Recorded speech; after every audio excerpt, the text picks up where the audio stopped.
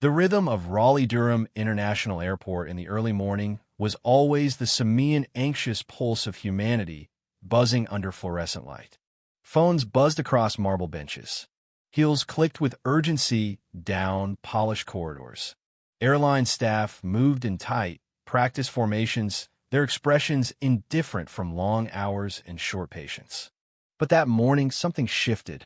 Something small at first. Subtle. At Gate B-17, DR, Naomi Bennett stood with effortless grace. She wore a crisp ivory blazer, black slacks, and pointed leather shoes. Her posture was regal, her chin slightly raised, the kind of woman who looked like she was already exactly where she belonged. In her left hand, she held a boarding pass to Horizon Flight 2974, First Class Seat 1A. It glimmered beneath the glossy airport lights. Across from her sat a woman behind the terminal, busy tapping keys like they were misbehaving. Her name, tag, read Shannon Dobbins. Shannon barely looked up when Naomi stepped forward. "Coach is down at Gate B11, she said briskly, flicking her hand toward the opposite end of the terminal. Naomi blinked. "Excuse me?" Shannon finally looked U-Pan. There it was. That subtle pause. That almost imperceptible narrowing of the eyes. Naomi was used to it. Her skin color, her quiet poise, her self-assurance. They always seemed to spark something just below the surface in certain people. "This is first class," Shannon said more slowly, enunciating each word like Naomi had just stepped off a bus from another country. "I'm in the right place," Naomi responded smoothly. She held up her pass. "Please scan it." Shannon sighed and took the boarding pass. But instead of scanning, she jabbed at her keyboard with exaggerated annoyance, frowning at the screen. "This doesn't look right," she muttered. "Where did you get this ticket?" Naomi almost smiled but didn't. "I booked it. Through the company." "What company?" Before Naomi could answer, a man appeared beside Shannon. Thick-necked, clad in a Horizon polo, with a clipboard tucked under one arm. His badge read Kyle Brenner, supervisor. He radiated that particular kind of authority, temporary, performative, insecure. "Problem?" Kyle asked loudly, drawing attention from nearby passengers. Shannon handed him the pass. "She says she's in first class." Kyle gave a chuckle. "Sure she is," he muttered, not quietly. Naomi met his eyes. "Is there a problem with my boarding pass?" Kyle shrugged. "You tell me. Where did you get it?" Around them, a new kind of silence emerged.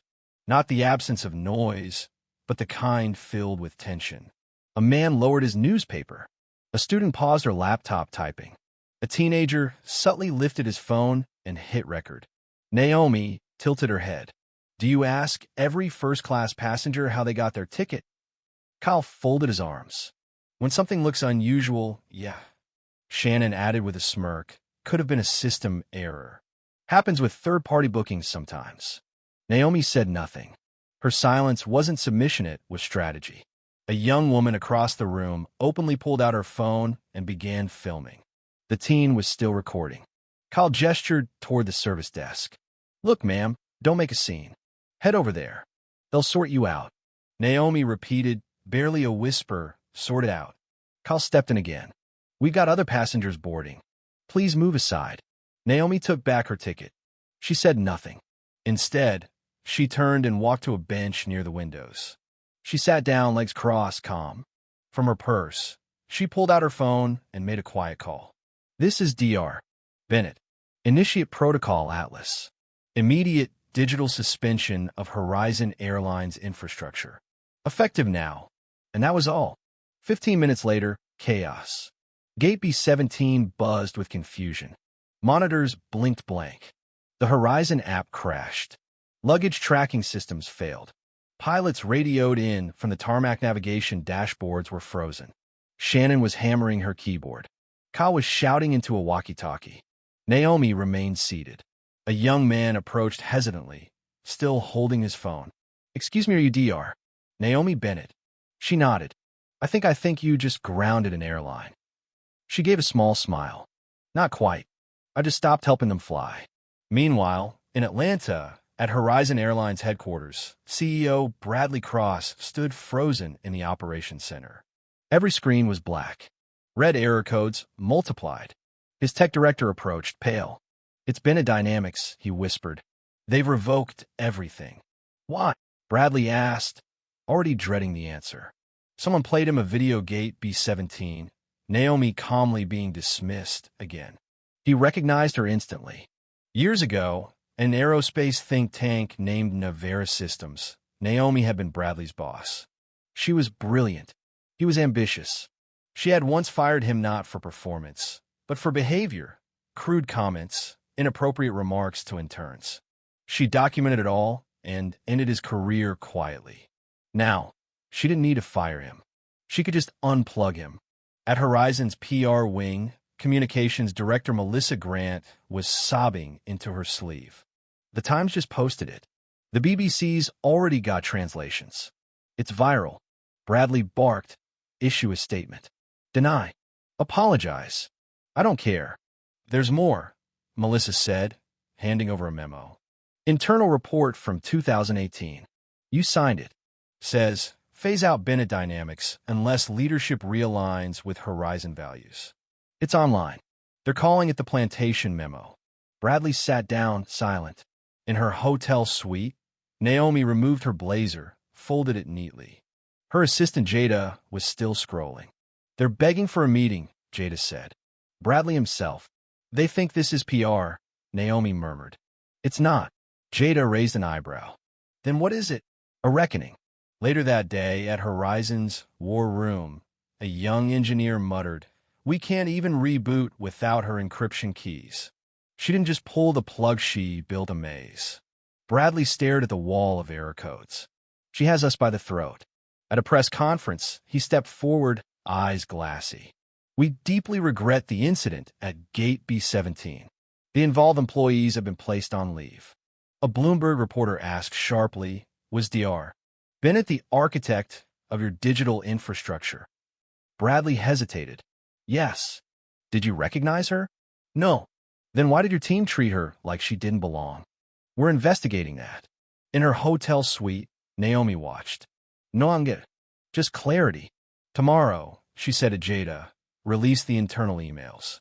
Especially the one where they call me unfit. They'll panic." They should. By morning, a torrent of internal files hit the media. Emails, Slack messages, memos. One stood out, a 2007 message from Bradley, calling Naomi a diversity optics play and blaming her for discomfort in male-led teams. Within hours, Naomi was trending globally. Bradley's office was silent. He canceled every meeting. At Bennett Dynamics, lawyers convened. "Do you want to sue?" one asked. "No," Naomi said. "I want precedent." "What's your ask?" "I want a public admission, not apology." Removal of Bradley Cross today. 20% of executive hires over the next 3 years must come from underrepresented groups. Bennett Dynamics retains final authority. One attorney whispered, "That's historic." "No," Naomi said. "That's justice." By noon, Bradley faced his board. "We've spoken with Bennett Dynamics," the chairwoman said. "They gave us terms to survive. You're not included." "I'm being fired." "You're resigning. Effective immediately. No severance." Bradley nodded bitterly. "She planned this." "No," the chairwoman replied. "You did." At 1:14 p.m., the headline dropped. Bradley Cross resigns as CEO of Horizon Airlines. Naomi Bennett to oversee equity reform. Elsewhere, Shannon Dobbins sat in a corner cafe, staring blankly at her phone. Fired. Shamed. Memed. A black woman in a hoodie recognized her, stared, then walked away in disgust. Shannon said nothing. Later that week, Naomi stood before a group of young black women at a leadership conference. "I didn't shut them down because they embarrassed me," she said. "I did it because they forgot who they were dealing with." A standing ovation. On a balcony that evening, Naomi sipped wine. Jada entered. "You've been invited to the White House Tech Summit." Naomi smiled. "They always call after the storm." Days later, Delta Airlines offered Naomi a seat on their board. "I don't want photo ops," she said. "I want infrastructure." Delta agreed. 3 airlines soon followed suit, revising leadership pipelines. But with recognition came criticism. MSNBC aired a segment asking, Has Naomi Bennett become too powerful? Naomi heard it. She'd heard it all before. They only call it dangerous when it's a woman like her. She shrugged. They'll need my help in 6 months. One morning, Naomi boarded a commercial flight. The gate agent, Latina, barely 20, scanned her ticket and smiled. Welcome aboard, Dr. Bennett. We studied your case in training. We're told to never assume who we're serving. Naomi nodded. Good. That means something worked. In Atlanta, Bradley Cross tried to find work. Reputation quarantine. At Mixers, people whispered. That's the guy who tried to bury the woman who built the system. And Naomi? She didn't look back. She didn't need to. One night, at a gala for black women executives, Naomi lifted a glass. They closed the door in my face, she said. So I built another one. 6 months later, her name appeared in textbooks, business schools, tech symposiums. In a new mentoring center she founded, a young girl asked her, Why didn't you yell at them? Naomi smiled. Because yelling is expected. Action rewrites the rules. And finally, in an interview for Time's Woman of the Year issue, she was asked, Would you do anything differently? No, she replied. That day wasn't the beginning. It was the end of pretending I didn't notice. The last image, Naomi Bennett, alone, walking toward her private jet. No entourage. No applause. Just her. And this time, the door opened not because they recognized her but because she owned the runway.